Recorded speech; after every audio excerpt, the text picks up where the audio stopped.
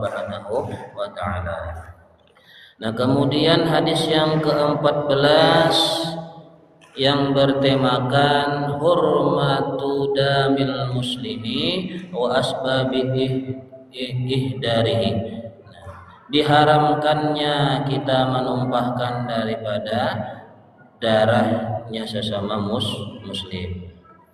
Nah, jadi kemarin kaitannya dengan hadis yang sekarang ini kita disuruh mencintai, kemudian jangan juga tadi kita melakukan tindakan-tindakan yang menyakiti daripada sesama muslim tadi. Nah, kemudian hadisnya wan Ibnu Mas'ud radhiyallahu anhu ta'ala anhu qala Rasulullah sallallahu alaihi wasallam, diriwayatkan daripada Ibn Mas'ud radhiyallahu anhu ta'ala berkata ia, qala Rasulullah sallallahu alaihi wasallam, telah bersabda Rasulullah sallallahu alaihi wasallam, la yahillu damu imri'in muslimin, tidak dibolehkan menumpahkan darah sesama muslim. Jadi diharamkan tadi kita membunuh sesama muslim. Bahasanya aja boleh, menggibah aja nggak boleh, menyakiti hatinya, bahkan lagi tadi menyakiti fisik nyatanya. Nah, sebagaimana Allah Ta'ala berfirman di dalam Al-Quran, wa may yaqtul mu'minan muta'ammidan fajaza'uhu jahannama khalidan fiha. Barang siapa seseorang yang membunuh seorang mukmin yang lain, baik dia tadi mukmin juga atau tidak, membunuh kepada mukmin secara sengaja. Jadi di dalam kitab pasal fikih tadi ada yang tadi membunuh tadi itu memang sengaja. Ada juga tadi sengaja tapi tersalah. Gimana tadi? Misalnya berburu di hutan, nembak kijang misalnya, diterobong jauh-jauh dikira kijang, tahu-tahu pas ditembak sekalinya orang. Itu tersengaja, memang sengaja pengen membunuh kijang, tahu-tahunya tadi orang mati, salah lihat ya. Nah, ada juga memang tersalah tadi. Oh, salah, tersengaja tersalah, artinya tadi yang memang sengaja memukul orang, tapi tadi menurut secara akal dan adat kebiasaan, barang yang dipukulkan tadi misalnya memang tidak membunuh, tahu-tahu mati. Nah, yang terakhir tadi ya tersalah tadi, nembak burung atau nembak binatang, tahu-tahu kena orang. Nah, maka tadi membunuh dengan senjata bersengaja lagi dengan mukmin tadi balasannya? Kata Allah Ta'ala dalam Al-Quran, fajazahu jahannama khalidan fiha, maka balasan terhadap orang yang membunuh secara sengaja tadi dibalas dengan neraka jahanam yang kekal di dalamnya. Nauzubillahi min dzalik. Maka tadi pula yang membunuh neraka, yang dibunuh pun neraka juga. Gimana nih caranya nih, pahamannya kenapa jadi yang dibunuh neraka juga? Karena tadi orang yang berkelahi berdua, yang dibunuh ini tadi, kalau ada kesempatan dia yang lebih duluan membunuh. Tapi beda halnya kalau orang tadi itu berkelahi karena membela diri, misalnya dirampok orang. Nah, lalu tadi berusaha tadi membela diri, meskipun tadi ada dia melawannya tadi dengan tidak sengaja membunuh si perampok tadi misalnya. Nah, itu tidak kena hukum daripada ayat ini membunuh secara bersengaja, ya, karena ada sebab pembelaan diri. Wa ghadiballahu alaihi wa la'anahu wa 'adda lahu 'adzaban azima, dan dia mendapatkan murkanya Allah, dan Allah Ta'ala melaknat terhadap orang yang membunuh tadi, dan dia sudah disediakan tempat tinggal selama-lamanya di dalam neraka beserta mendapatkan fasilitas siksaan di dalamnya. Orang mendapat fasilitas layanan yang enak, ini dapat fasilitas layanan dipukuli, dibakar di neraka. Naudzubillahi min dzalik. Nah, jadi kata Nabi tadi, la yahillu damu imri'in muslimin, tidak boleh menumpahkan darah seorang muslim illa terkecuali bi ihda salasin, terkecuali tadi ada alasan syariat, sebab yang membolehkan dia tadi dibunuh. Jadi syariat memang ada memperbolehkan membunuh, tapi tadi tiga macam di sini kata Nabi. Nah, dan juga bersesuaian dengan ayat Al-Qur'an, wala taqtulun nafsa allati harramallah illa bil haqqi. Nah, jadi ada juga ayat yang lain Allah Ta'ala melarang kepada kita, jangan kamu membunuh kepada jiwa seseorang yang tadi di situ diharamkan oleh Allah membunuhnya, terkecuali ada hak yang mengharuskan kepadanya untuk ditumpahkan darahnya, dibunuh. Jadi apa yang tiga tadi? Yang pertama as-sayyibuz zani, perempuan yang sudah pernah menikah, baik dia masih berstatuskan istri orang ataupun janda yang berzina. Wan nafsu bin nafsi, nah orang si pembunuh yang membunuh orang lain. Jadi dia membunuh. Nah, jadi statusnya ini pembunuh nih. Nah, ini boleh dibunuh orang yang membunuh orang tadi.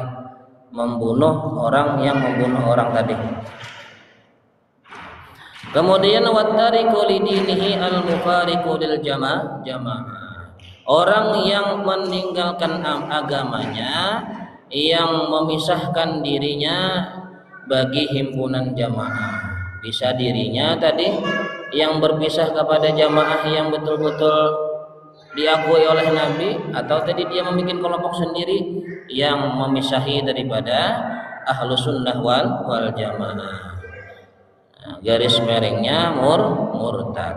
Jadi yang pertama tadi perempuan yang pernah menikah secara sah lah, berzinah dia, kemudian tadi orang yang dibunuh, orang yang sebab membunuh orang lain tadi, kemudian tadi orang yang murtad. Nah, langsung penjelasannya yang pertama tadi as-sayyibuz zani ay idza irtakaba ar-rajul aw imra'atul lati sabaqa lahum az-zawaju jarimataz zina. Nah, penjelasan daripada perempuan yang balu janda yang berzinah tadi, apabila dia tadi melakukan hubungan antara laki-laki ataupun perempuan yang mana tadi statusnya tadi pernah menikah. Jarimata zina, yang melakukan kejahatan zina. Nah, jadi yang kedua perempuan yang sudah melakukan yang sudah ada berstatuskan menikah tadi, melakukan zina keduanya, fal uqubatur rajmu hattal mauti bisa juga. Nah, maka disiksa keduanya tadi dengan siksaan dirajam. Jadi perempuan atau laki-laki tadi ditanam di tengah-tengah perempatan atau pokoknya di simpangan mulai yang kelaluan orang banyak, ditanam sepertiga badan tubuhnya, lalu tadi di simpangan tadi itu disediakan batu ya paling besar macam kayak genggam nih lah. Nah, itu wajib hukumnya setiap orang yang lewat di persimpangan yang ada perempuan ataupun laki-laki yang ditanam tadi itu dilempar dengan sekuat tenaga. Ini kalau tadi berzinahnya tadi ketahuan oleh orang dan dilaporkan ke pihak kodi kerajaan di Arab sana. Dari sini enggak. Nah, ini yang ketahuan. Tapi kalau yang enggak ketahuan, nah bertaubatlah kepada Allah dengan sebenar-benar taubat. Akui itu salah, maka diterima taubatnya. Enggak usah juga diceritakan ke orang. Ini yang cerita ketahuan ya. Jazaan lahu, balasan bagi si laki-laki yang berzinah tadi, aulaha, atau sebagai balasan kepada perempuannya, aulahuma, atau bagi keduanya. Apa tadi? Kenapa Allah Ta'ala tadi membuat aturan seperti ini? Takhwifan warad'an lil ghairi, sebagai ancaman ketakutan bagi yang lain dan mencegah bagi yang lain supaya jangan melakukan hal perbuatan zina itu tadi. Hatta la yuwaswisu syaitan, hatta la yuwaswisu lahu syaitan wa yuqa'u fi zina, sehingga syaitan tadi kalaupun meskipun menggoda kepada manusia perempuan ataupun laki-laki tadi, karena melihat hukum yang seperti ini tadi, maka tadi dia merasa takut, jadi tidak menghiraukan daripada bujuk rayu syaitan, sehingga tidak jatuh kepada tadi perzinahan. Faidatun, qala Ibnu Mas'ud radhiyallahu anhu qala idza kathura zina kasura al-qatlu wa ta'un. Jadi apabila tadi bencana di negeri itu tadi banyak, bahkan turun wabah misalnya corona kemarin misalnya. Nah, itu kata Ibn Mas'ud tadi di dalam perkataan beliau. Nah, kebanyakan sudah pada daerah tersebut itu melakukan perbuatan maksiat seperti zina ataupun tadi pembunuhan. Bahkan di zaman sekarang ini ulah anak pun orang tua gara-gara hal sepele. Nauzubillah min zalik. Mudah-mudahan anak kita menjadi anak yang berbakti kepada orang tua, berbakti kepada Allah dan Rasulnya. Nah, maka tadi kalau sudah wantar tadi perzinahan dan perbunuhan, maka di situ akan diturunkan bala, musibah, wabah, kata Abdullah bin Mas'ud. Faidatun syurutul ihsan. Nah, jadi perempuan perempuan yang pernah menikah melakukan zina itu disebut di dalam kitab fikih itu muhsan. Nah, jadi dia melakukan zina tadi itu muhsan namanya. Nah, untuk dijatuhi hukuman rajam tadi tidak sembarangan, Islam mengaturnya. Nah, ada kriterianya yang tadi dimasukkan syarat supaya dirajam tadi. Yang pertama dulu Islam orangnya, kemudian yang kedua balik, meskipun pernah menikah tadi berzina dia, tapi tadi belum masuk had baliknya. Perempuan kebiasaan kan 9 tahun minimal nih 9 paling cepat nih 9 tahun haid. Kemudian berakal, Islam juga, balik juga, tapi gila misalnya. Nah, enggak masuk juga tadi di hukum rajam. Kemudian syarat yang keempat hurriyah, merdeka. Artinya tadi tidak berstatuskan budak di masa Nabi. Kemudian yang kelima aqdus sahih, nikahnya sahih, diakui agama, tentunya lah pastinya, apalagi negara. Nah, wal wat'u mubah dan wat'ul mubah. Mas'alatun idza kana rajulun lam yatazawwaj summa zina bi imra'atin falaysa muhsanan li'annahu wa haramun min ghairi aqdin. Ada masalah problematika fikih nih. Apabila seorang laki-laki tadi yang tidak menikah melakukan zina tadi. Nah, jadi kan misalnya sering sudah melakukan zina, berzinah lagi dia, apakah zina pertama tadi itu dihukumi seperti laki-laki yang duda ataupun perempuan yang janda nih? Nah, maka itu falaisa muhsanan, karena tadi tidak masuk di syarat si muhsan tadi akad yang sahih, tidak nikahnya. Nah, jadi tadi syarat dirajam tadi dulu nikah, betul-betul nikah dulu. Nah, berzinah dia, nah maka tadi dirajam. Nah, wat'u haramun min ghairi aqdin. Nah, karena tadi jima'nya kepada perempuan yang pertama kali dia melakukan sebelumnya tadi itu hubungan jima' yang haram min ghairi aqdin, di luar daripada akad nikah. Nah, lalu gimana tadi hukumnya, Bu? Nah, jadi misalnya si A ini tadi berzinah tadi, misalnya si A-nya ini laki-laki ya, berzinah sekali. Di dalam Al-Qur'an kan az-zaniyatu waz-zani fajlidu kulla wahidin minhuma mi'ata jaldah. setiap penzinah laki-laki ataupun perempuan.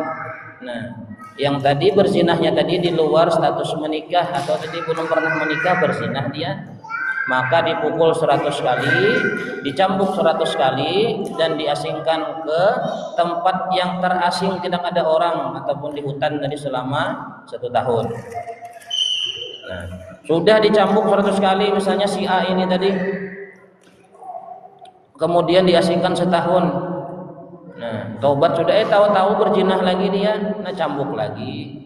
Nah, kecuali tadi si A tadi berzinah waktu bujangnya, bertaubat dia misalnya dicambuk, dipukul, diasingkan tadi. Kalau misalkan negara ini dilaksanakan dengan syariat Islam, nah nikah dia si laki-laki yang mantan penzinah ini tadi, lalu berzinah lagi setelah menikah, nah maka itu tadi dirajam.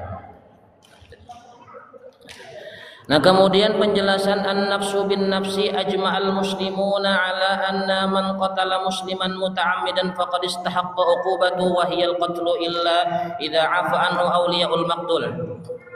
Apabila telah sepakat seluruh kaum muslimin muslimat, baik ulamanya ataupun tadi muslim yang awam nih, yang umumnya lah bahasanya, bahwasanya atas bahwa orang yang membunuh muslim secara bersengaja maka sungguh berhak kepadanya siksaan, balasan, sanksian, hukuman, dibunuh juga. Jadi misalnya si A membunuh si B, lalu dibalas hukumannya tadi, dibunuh juga. Itu namanya di dalam fikih qisas, hukum qisas. Nah, bisa tidak dibunuh, tidak dihukumi bunuh, terkecuali tadi keluarga dari pihak yang terbunuh tadi memaafkan si pembunuh. Jadi ada cerita pula, yang dibunuh ini orang Islam, yang membunuhnya orang non Muslim. Nah, jadi orang tuanya nih ulama, kalau nggak salah ulama, hadir di pengadilan, dimintai keterangan. Kata orang tuanya, memang saya benci kepadamu, kata orang tuanya, tapi saya benci kepada perbuatan yang membunuh itu. Kalau orangnya tadi beliau tidak benci. Nah, tapi tadi orang tuanya tadi dengan hati yang lapang dada, ikhlas menerima takdir ketetapan Allah Ta'ala bahwasanya anak beliau mati terbunuh, maka beliau maafkan tadi si pembunuh itu tadi. Menangis si pembunuh tadi, terharu, masuk Islam. Nah, itulah Islam tadi, rahmatan lil alamin. Nah, kenapa tadi Nabi jadi diterima oleh seluruh kalangan? Karena akhlakul karimah Nabi tadi, yang istilahnya tadi menerima setiap perlakuan, tidak membalas perlakuan jahat yang beliau terima.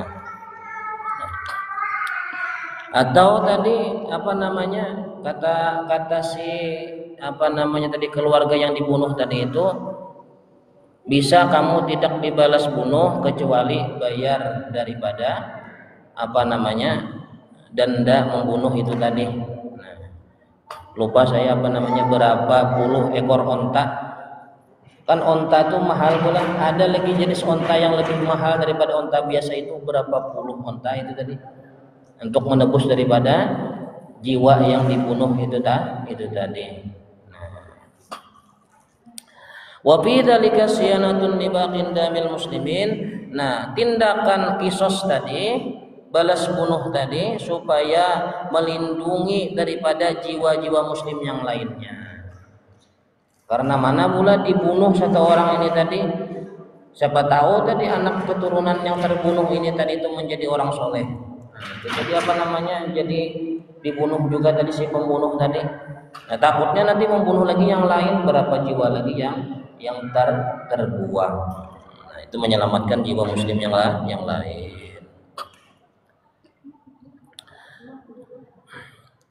Nah, sebagaimana firman Allah Ta'ala, walakum fil qisasi hayatu ya ulil albabi la'allakum tattaqun. Bagi kalian ada balas qisas. Nah, hayatun ya ulil albab.